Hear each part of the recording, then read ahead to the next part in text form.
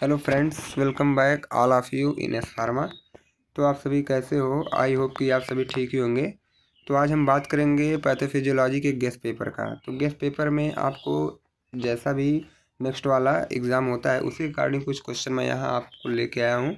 यह क्वेश्चन जो है बहुत ही, अगर आप इसे तैयार कर लेते हैं तो शायद ही अच्छे मार्क्स में पास हो सकते हैं।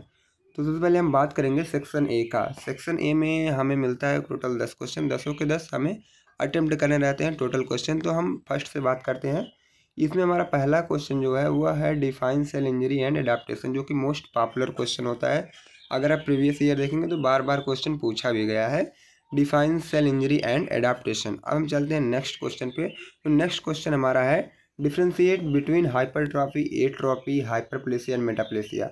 इन चारों में से क्या है, कभी कभी 2 मार्क्स के, कभी ये चारों में से सिंगल भी पूछ सकता है और चारों भी पूछ सकता है। तो ऐसा नहीं है, हमें टोटल तैयार करके जाना है। ओके, अब हम देखते हैं थर्ड क्वेश्चन हमारा है outline the clinical sign of inflammation. अब देखो क्या है, इन्फ्लामेशन के जो क्लिनिकल साइन होते हैं ना, 3 ही 4 मतलब 5 5 शायद होते हैं। तो वही आपको 5 लिख देने हैं और पाँचों क्या करेंगे, आप पाँचों को 5 लाइन में लिखिएगा। पाँचों को 5 लाइन लिखेंगे, थोड़ा सा अच्छा इंप्रेशन जाएगा और पेज वगैरह भी भरेंगे। उसके बाद फोर्थ पे आते हैं डिफाइन मायोकार्डियल इन्फेक्शन। ठीक है, तो मायोकार्डियल इन्फ्रैक्शन, सॉरी यहाँ पे इन्फ्रैक्शन रहेगा, मायोकार्डियल इन्फ्रैक्शन होता है, इसको हो गया ये। अब हम फिफ्थ की बात करें, define hepatitis and right it various type. Hepatitis जो होता है और वेरियस टाइप भी होते हैं, इनको पहले आप हेपाटाइटिस की डिफिनेशन लिखिएगा, उसके बाद वेरियस टाइप क्या होता है उसको आप लिखिएगा। सिक्स की बात करें तो difference between sign and symptom. ये साइन क्या होता है और सिम्टम क्या होता है। कभी कभी लोग क्या है, दो में ही कंफ्यूज होते हैं, इसलिए क्वेश्चन पुटअप कर लिया जाता है कि साइन क्या होता है और सिम्टम क्या होता है। सेवंथ की बात करें, define in brief megaloblastic anaemia. Megaloblastic anaemia पे हमें थोड़ा सा क्या डिटेल में लिख देना है, मतलब इतना लिखे कि 4-5 लाइन हो सके।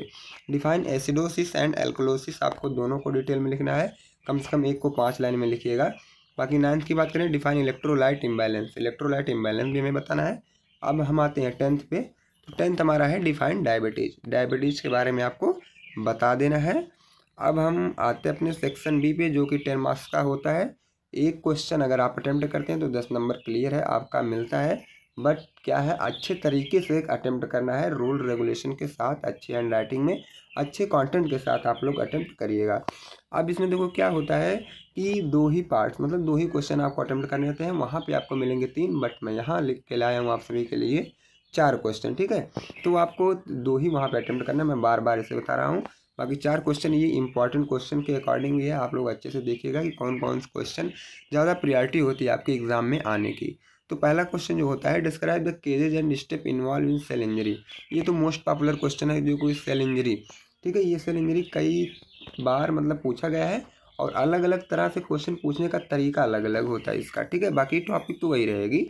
Explain the pathophysiology of cancer in detail. अब देखो कैंसर की पैथोफिजियोलॉजी हमें डिटेल में करना है। यहाँ पे केवल पैथोफिजियोलॉजी पूछा है कैंसर का, लेकिन आपको क्या करना है कि पहले बताना है कि कैंसर क्या होता है, फिर उसके साइन सिम्टम, इटियोलॉजी, तब पैथोफिजियोलॉजी, तब ट्रीटमेंट, सारी चीज़ें आपको लिखनी है, तब जाके आपका कंटेंट बनेगा 10 नंबर के अकॉर्डिंग। अब हम चलते हैं अपने क्वेश्चन नंबर थर्ड पे। Define hypertension and explain the renin angiotensin अल्डोस्टेरोन synthesis. मतलब RAS वाला जो रोल होता है इसको आपको बता देना है। तो RAS वाला जो डाउट आपका है बिल्कुल अच्छी तरीके से क्लियर करके जाएगा, ये क्वेश्चन कई बार पूछा गया है। राइट इन, अब नेक्स्ट क्वेश्चन पे चलते हैं हम।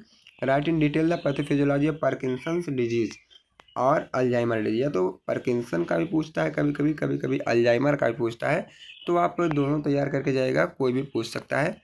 अब हम सेक्शन सी में, जो कि 7 मार्क्स का पूछता है, तो सभी को पता है, इसमें केवल आपको 5 अटेम्प्ट करने हैं। ओके, अब 5 में देखो क्या क्या है, मैकेनिज्म ऑफ इन्फ्लामेशन। जो पहला क्वेश्चन हमारा बनता है, explain the mechanism of inflammation. तो इन्फ्लामेशन क्या होता है या तो इसकी मैकेनिज्म क्या होता है, ये सारी चीज़ आपको अच्छे से पढ़ के जाना है। सेकंड की बात करें तो classify various types of anaemia. अब देखो एनीमिया की जो वेरियस मतलब अलग अलग टाइप थी ना, इनको हमें डिटेल में पढ़ के जाना होता है, ताकि कोई भी आए अच्छे तरीके से हम लोग लिख सकें। अब देखो नेक्स्ट क्वेश्चन जो आता है, write the aetiology of peptic ulcer. ये जो पेप्टिक अल्सर होता है ना, इसका इटियोलॉजी करना है, how it can be prevent. अब देखो यहाँ पे केवल इटियोलॉजी पूछा, लेकिन आप क्या करेंगे, पहले कैंसर, सॉरी पेप्टिक अल्सर बताएंगे, aetiology, sign and symptom, pathogenesis, सारी चीज़ें आप लिख दीजिएगा, तब जाके 7 नंबर यहाँ पे आपको मिलेगा। अब नेक्स्ट की बात करें मतलब फोर्थ का, तो define diabetes and illustrate type of diabetes and right pathophysiology. यहाँ टोटल चीज़ें आपको क्या करना है, डायबिटीज़ के ही लिखने हैं। साइन सिम्पटम इटियोलॉजी जो भी है सब डायबिटीज़ का ही आपको लिखना है। फिफ्थ की बात करें तो write a detail note on AIDS or tuberculosis. Tuberculosis या एड्स दोनों पे आपको लिखने को आ सकता है, तो सारी चीज़ें आप लोग तैयार करके जाइए। Discuss the pathophysiology of acute and chronic renal failure. अब देखो एक्यूट या क्रोनिक रेनल फेलियर कभी कभी आ जाता है कि ये दोनों होते क्या हैं। अब हम सेवंथ की बात करें तो discuss the exhaustive note on pathophysiology of asthma. अब देखो अस्थमा पे आपको लिखना है पूरा अच्छे से नोट्स, मतलब इसके पैथोजेनेसिस ये सारी चीज़ें आपको लिख देनी है। Right and exhaustive note on epilepsy. Epilepsy भी कभी कभी पूछा जाता है। नेक्स्ट क्वेश्चन की बात करें, explain the feedback system involve in homeostasis. अब देखो ये क्वेश्चन मतलब बहुत ही रेयर कंडीशन में 7 मार्क्स में पूछा जाता है, नहीं तो ये 2 मार्क्स में ही पूछ लिया जाता है। ओके, अब हम मिलते हैं किसी अगले वीडियो के साथ। बाकी thanks for watching this video.